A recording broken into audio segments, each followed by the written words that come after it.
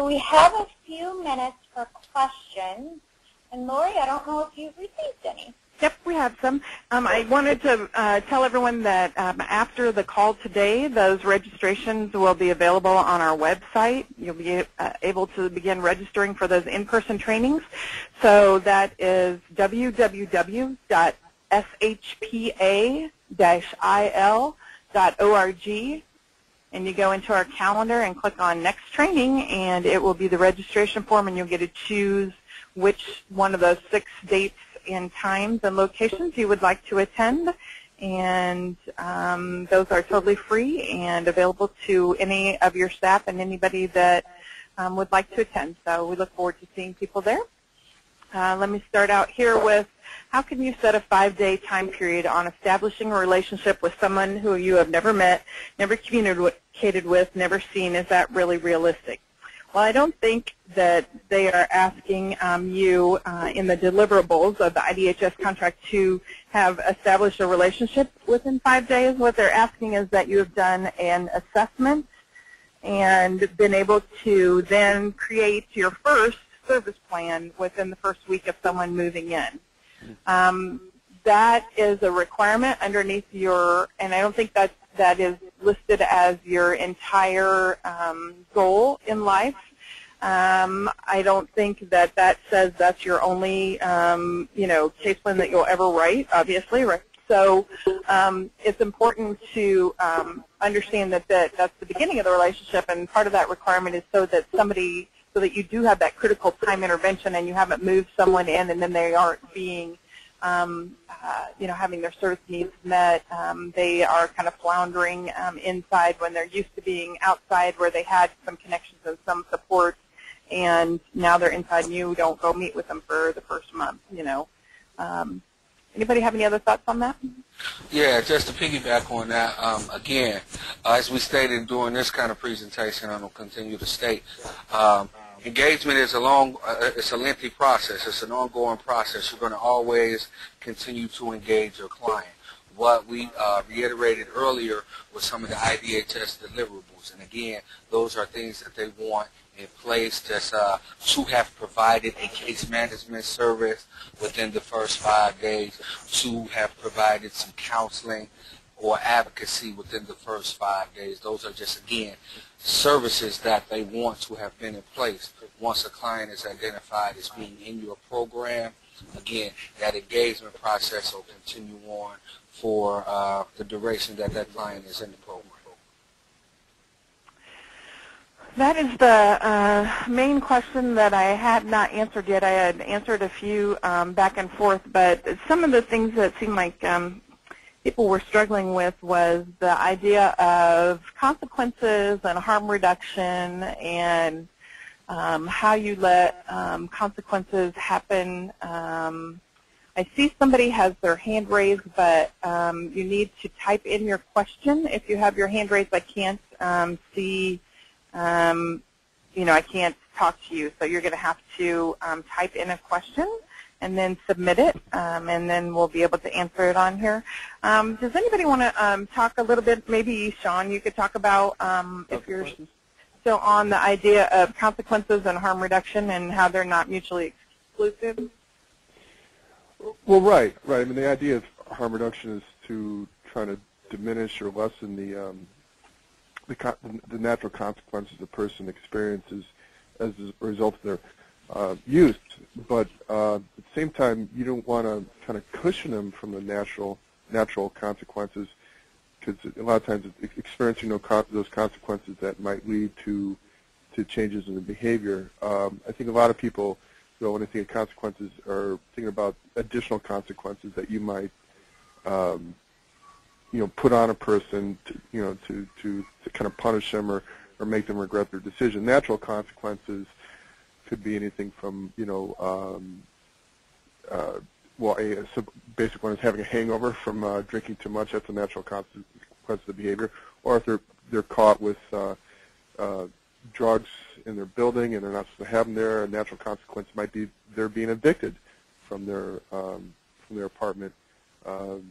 So I mean, I don't see harm reduction as being, needing to shield somebody from the natural consequences of their behaviors, but to hopefully work with them ahead of time to anticipate some of those consequences and think about, well, what changes can they make to avoid those consequences, to use in a safer way or to use less in order to stay safe, things along those lines. But kind of like a lot of people that might be more based in the absence model, it seems sometimes tend to want to impose additional consequences on people in order to get them to avoid those behaviors in the future. And I don't know that that's really necessary. I think just kind of working within, like I said, the natural consequences of what happens with the person who's using.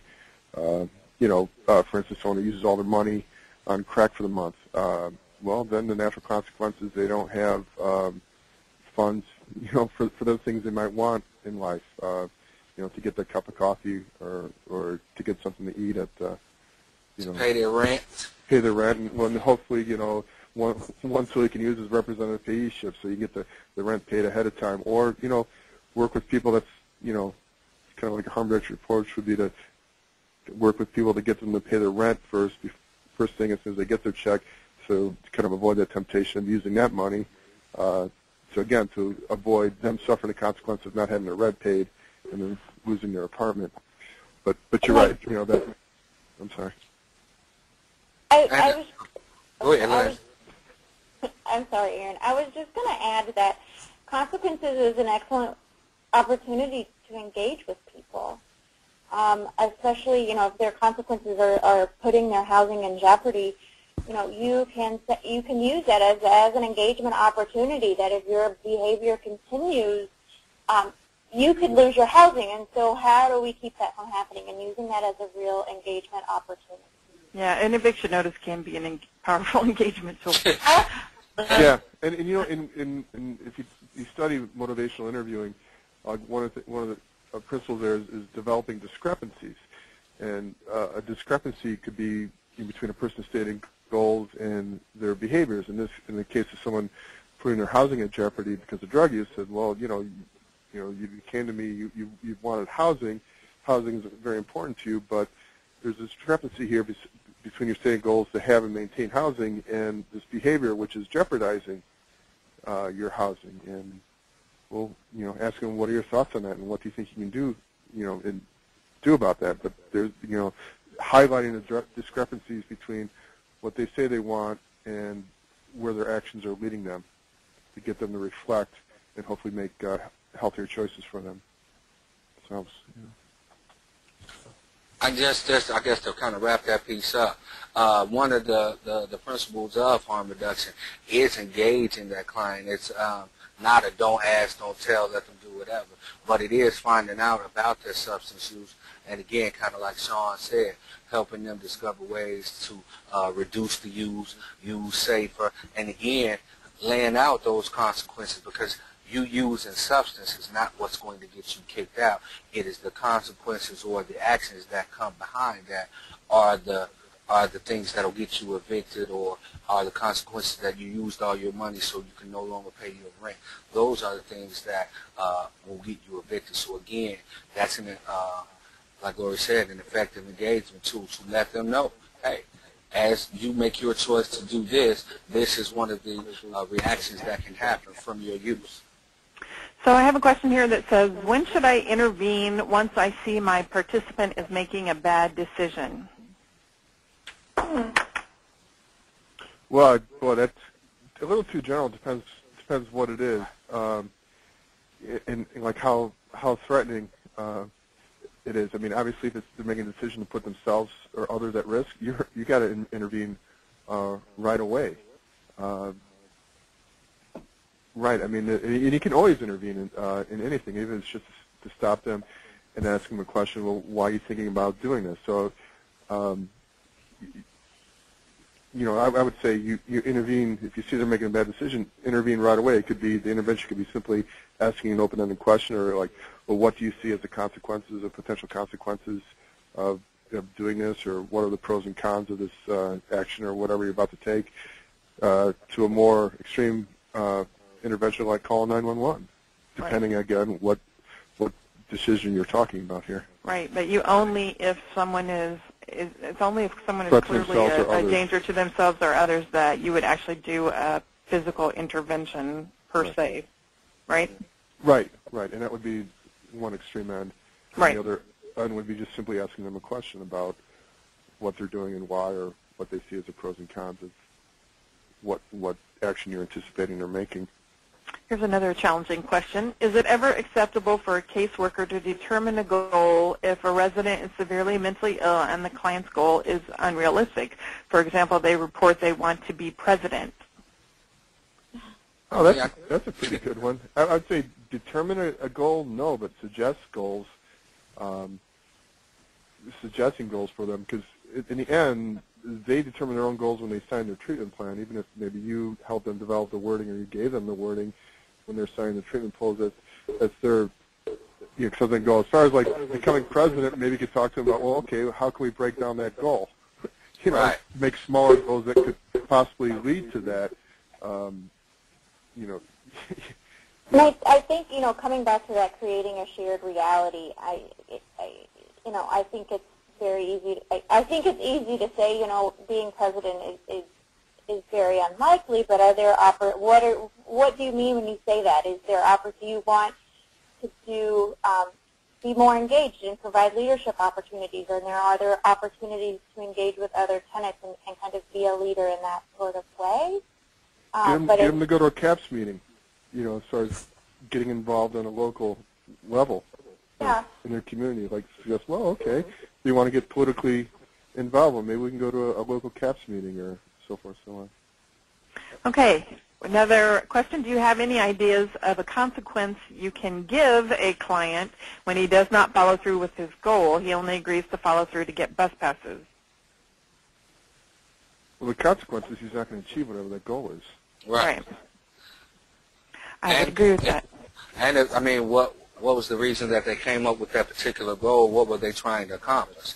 And you're gradually if you're not working towards it, you're gradually pushing it back. So again, that's an opportunity as a caseworker to ask the client, is this something that they really want to work on?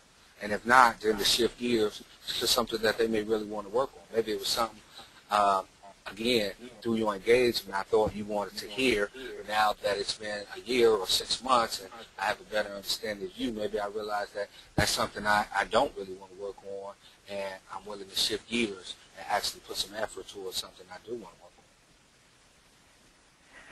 All right, I see Lindsay has flipped us to the last page, so if you have a question that wasn't answered today or you think of one after you get off the phone today, you can email any of us. Our contact information is here. Actually, Erin and I have updated emails, but you can use this email, these emails too, because we'll still get it. But I didn't even proof this, sorry.